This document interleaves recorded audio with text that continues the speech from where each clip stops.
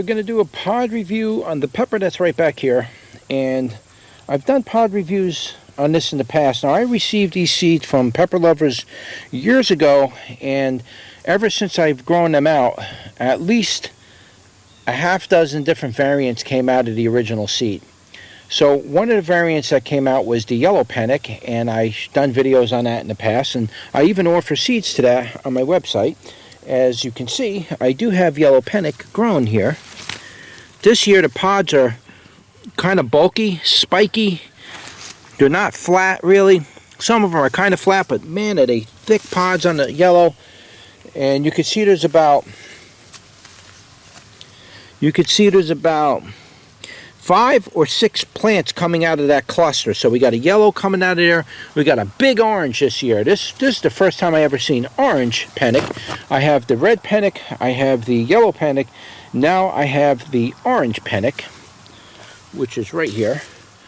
And I can't guarantee you these are going to come out true for you every year, but you can certainly try it. Now this is a sunset orange variety or version that came out of this penic. It's incredible. These things keep changing color and shape every year. So that's why I keep them and I bring them in and out, because every year I get different stuff. Now, could it hold true? It might. It might turn into a red, or you might get something I don't have out of this. So I will offer it, but I can't guarantee you it's going to be stable and it's going to come out true every year and stuff like that. So you just buy it as a fun little pepper to grow and see what comes out of it. Okay, and this is a baccatum. Let's get you in the light, show you what it looks like. Beautiful orange this year. I've never seen this bright orange come out of a penic, and I've grown, like I told you, I have all kinds of penics. I have like 6 varieties of penic that came off, different shapes, different phenos. I'm probably going to name them penic 1, 2, 3, 4, you know, just different numbers. Penic type 1, penic type 2, penic type 3, because there's so many different variants that it's incredible. I can't name possibly every single penic.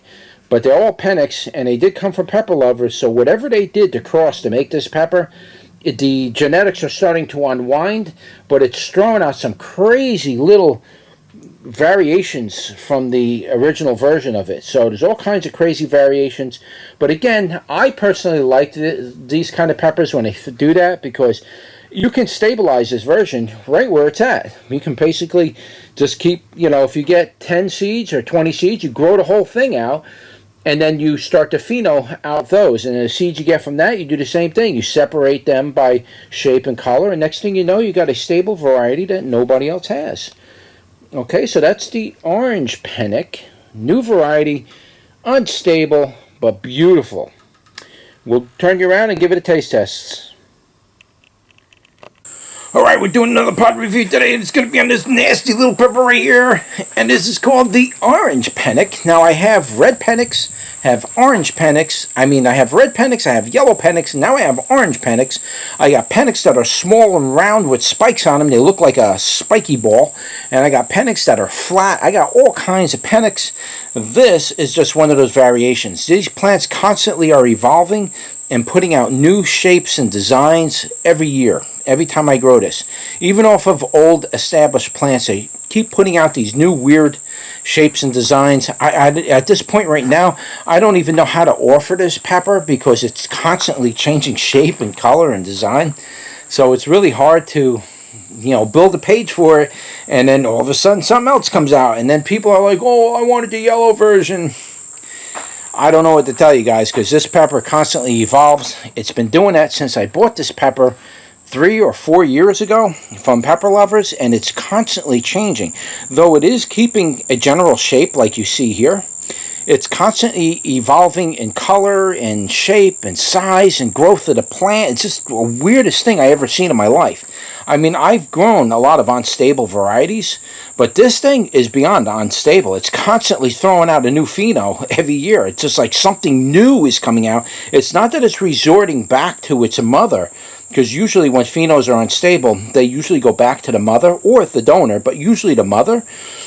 In this particular case, this isn't going back to the mother. This thing is like literally forming a new pheno out of it completely, which is not normal.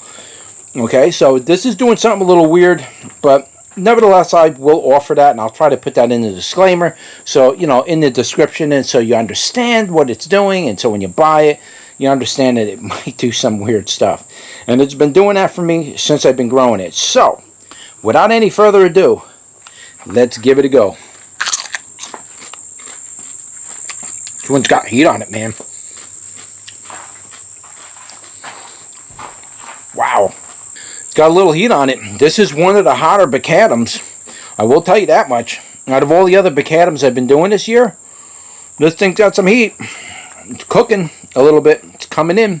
It's a warm, glowing type of heat, so it's not generally stinging, but it is coming in strong. Okay, so the flavor was really interesting. It has that baccatum, fruity type flavor, typical baccatum flavor, but this one had like a tanginess to it, which was not off-putting, but it actually worked with it. It was almost like a citrusy type of flavor. It almost tasted like a citrusy type fruity flavor thing. It was kind of interesting, pretty cool. But there is heat on this one. This one is up there. I don't remember my other Penecs being this hot. This thing's got some heat. It's not killer heat or anything, but it's definitely warmer than most of the other bacatums I've been doing this year. This one's up there. This is in the upper range of baccatum heat. This one's slightly stingy. It's affecting the end of my tongue. Really, that's about it. Take another bite. Okay, it's a little warmer up at the top. Got that flavor though. Ooh, here it comes. Here comes the heat, man. This thing's starting to come in like a storm. Whoo! Wow. It's coming in, man. Okay, the heat on this one's a little stronger. It's got a real tangy flavor. Sweetness was pretty nice on it. The sweetness was like bonded with the fruity flavor of the baccatum. I don't know how else to describe that. It was very associated with that part of the flavor. Then there's like a tangy flavor after you chew it up. It kind of affects the back of your tongue. That was kind of connected to the heat part of it. I don't know if this is making sense. When you first chew this pepper, the sweet part in the beginning was tied with that fruity and affects the front part of your mouth. Then when you swallow it, the heat is kind of tied with the tangy part, and that kind of hangs around in the back of your tongue.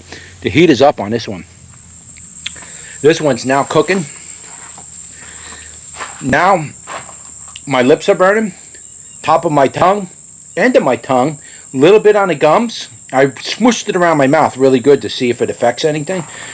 A little bit on the gums, mostly the top of the tongue, a little bit in the back of the throat on the tonsils, a little bit on that, and the lips are mostly burning. It's mostly the lips and the very end area of the tongue, a little bit underneath the tongue. Starting to get that. Now, as far as scovilles on this thing, where would I place this particular baccatum? I would definitely say the scovilles on this thing is probably somewhere around between 8 and 10,000. This one was hot. This was the hottest baccatum I eaten, I think, this year. This one was really hot for a baccatum. I'm not used to them being that hot. But again, it's not killer heat. It's not like I'm tearing up or anything. Though, when I did swallow it, I did kind of cough a little bit at first. Because it's just that tangy flavor going down. It's, it's sometimes hard to get that down. But it was a pretty good effect between the heat, the flavor. I really like that a lot. I am going to be drying these bacatums out because last year I dried out some of my bacatums and I made a powder out of them. Man, that powder was good, guys. That makes a really nice baccatum dried type of powder. Now, I don't powder them completely. I leave it like a flake. And I just take the halves, because I cut it in half and I dry them that way. I cut them in half and I take the halves and dry them out. And then they're dry and I put them in a bag. So I just take out the halves that I want and I just kind of crumble them up and sprinkle them on my food and eat them that way. I don't necessarily want to powder them. Though I do recommend powdering the ultra hots, the super hot peppers, because those flakes can get into your intestines and really cause a lot of pain. You really want to powder it so the powder blends with the food, and as it passes through the walls of through your intestines, it's not sticking to the walls of your stomach. If one of those flakes from a super hot pepper stick to the walls of your stomach, boy, that's going to cause a lot of pain. So I don't recommend flaking your super hot peppers. You really want to powder those. But everything else like these, you can flake them, and they go really good on all kinds of food. Everything that you can flake it, you can dry them out and break them up into flakes on your food, and you can use it on anything, really. It just really goes, and the flavor really does change quite a bit. It's a very nice flavor. But this one's pretty nice, man. I like the flavor of the Penec, and I've always have since I first started growing these.